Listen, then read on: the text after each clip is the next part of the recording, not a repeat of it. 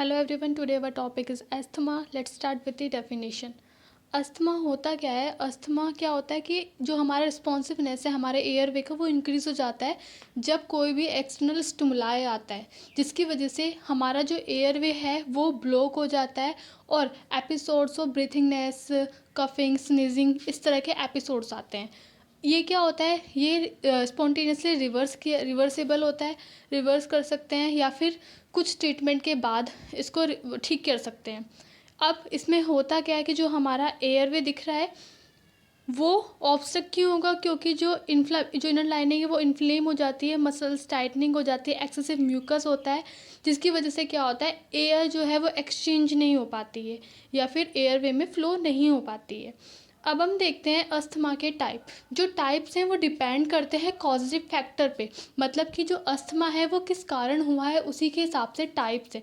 सबसे पहले आता है एलर्जिक अस्थमा। एलर्जिक अस्थमा में क्या होता है कि जो भी किसी एलर्जन की वजह से हुआ है, जैसे कि हम बोल सकते हैं कि जैसे किसी को पेट होते हैं तो पेट के हेयर्स होते हैं उससे भी हो जाता है, या फिर कोई पोलन होते हैं उनसे हो जाता है। इस तरह के पोलन होते हैं तो एलर्जन रिस्पॉन्सिबल होते हैं to cause the asthma. Number 2 हमारा आता है non allergic asthma. Non allergic asthma में ये सारे आते हैं: seasonal asthma, occupational asthma, childhood onset asthma, adult onset asthma, ठीक है, eosinophilic asthma, exercise induce asthma. मतलब कि जो भी सीजनल, मतलब सीजनल के हिसाब से जो अस्थमा होगा। ऑक्यूपेशनल इस तरह का है कि पर्सन को कुछ स्टिमुलाई जो ट्रिगर करते हैं जिसकी वजह से अस्थमा कॉज हो गया। चाइल्डहुड से ही है, एडल्ट होने के बाद हुआ है, ठीक है। इनसे इजनोफिल्स जो है वो ज़्यादा रिस्पॉन्सिव हो गए हैं, एक्सरसाइज करने के टाइम पर होता है। तो ये थे हमारे टाइप्स ऑफ अस्थमा। अब हम देखेंगे कॉजेज़ की, मतलब कि अस्थमा होने के कॉजेज़ क्या होते हैं।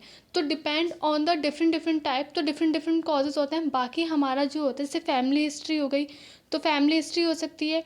एलर्जी कंडीशन है, मतलब किसी पर्टिकुलर पर्सन को किसी पर्टिकुलर चीज़ से एलर्जी है तो उसको उसके हिसाब से एलर्जिक कंडीशन की भी होता है। लाइफस्टाइल फैक्टर है, वो ऐसी जगह पे काम करते हैं या फिर इस तरह का उनका इन्वायरमेंट है या उनकी वो एक्सरसाइज ज़्यादा करते हैं, वो भी कोज कर सकता है, ठीक है। अगर वो ओवर वेटेड है तो भी या फिर कि इन्वायरमेंट में एलर्जन के एक्सपोजर में आ रहे हैं, ठीक है, एयर पॉल्यूशन हो गया, डस्ट हो गई, मोल्स हो गए, इस तरह का, या फिर उनका ऑक्यूपेशनली इस तरीके का है जो उनको अस्थमा कोज कर रहा है। तो ये सारे थे कॉजेज़।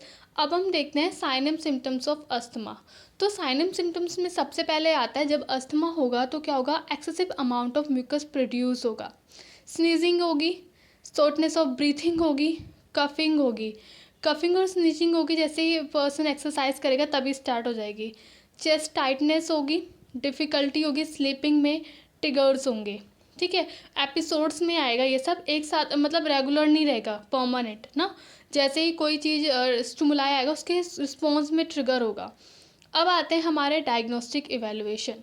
तो इसमें सबसे पहले आता है हमारा एलर्जी टेस्ट। एलर्जी टेस्ट में हम फाइंड आउट करने की कोशिश करते हैं कि वो पॉजिटिव एलर्जन है कौन सा, जिससे हम ब्लड टेस्ट के थ्रू आईजीजी, जो हमारी आईजीई एंटीबॉडी है, वो कौन से स्टिमुलाई, कौन से एलर्जन की तरफ जो है रिस्पॉन्स शो करती है। बाकी हम करते हैं लीवर फंक्शन टेस्ट का। ऐसा कोई सच्चा रोल नहीं है लीवर फंक्शन टेस्ट का, इसमें कोई सच्चा रोल नहीं है। ये हम सिर्फ और सिर्फ जो हम मेडिकेशंस दे रहे हैं अस्थमा में, उस टाइम पर उसका कोई इफ़ेक्ट तो नहीं पड़ रहा है लीवर पे, उसको एग्जामिन करने के लिए हम एलएफटी करते हैं, लीवर फंक्शन टेस्ट करते हैं। बाकी हमारा आता है complete blood count. Complete blood count में हम देखते हैं कि जो इज़नोफिल्स हैं उनका जो रेट है, उनका जो नंबर है वो इंक्रीज़ तो नहीं हो रहा, क्योंकि ये हमें इंडिकेट करेगा कि कहीं ना कहीं क्या है, इज़नोफिलिक एस्थमा हो रखा है। बाकी हम चेस्ट एक्सरे करते हैं जिसमें क्या होता है, हमारे लंग्स हैं उसकी कंडीशंस को असेस करने के लिए हम एक्सरे करते हैं। बाकी हम करते हैं स्प्यूटम टेस्ट। स्प्यूटम टेस्ट से हमें जो एलर्जी इन्फ्लामेटरी सेल्स हैं उनके बारे में पता चलता है, इन्फेक्शंस के बारे में पता चलता है, और साथ ही साथ जो एलर्जन है, एलर्जिक कंडीशंस तो नहीं है, इस बारे में भी पता चलता है। स्पाइरोमेट्री टेस्ट से हम क्या करते हैं, जो हमारा लंग्स के फंक्शन है उसको असेस करते हैं, और उससे हमारे जो लंग्स है वो कैपेबल है या नहीं है, वो अच्छे से अपना फंक्शन परफॉर्म कर रहे या नहीं कर रहे, इसका पता चलता है। अब हम देखते हैं ट्रीटमेंट। तो ट्रीटमेंट के लिए, क्योंकि इसमें क्या होता है, ट्रीटमेंट के लिए हम कुछ मेडिसिन्स देते हैं, क्योंकि इसमें क्या होता है कि जो मतलब ब्रोंकाई है, मतलब जो एयरवे है वो ब्लॉक हो जाता है, नैरो हो जाता है, तो इसलिए हम ब्रोंको डायलेटर देते हैं। ठीक है, जो क्या करते हैं वो ब्रोंक्यूल्स को डायलेट करते हैं, मतलब उनको उनका जो वो है नैरो है उसको वापस से ओपन कर देते हैं, जिसकी वजह से उनको exchange of flow of air में प्रॉब्लम नहीं होती।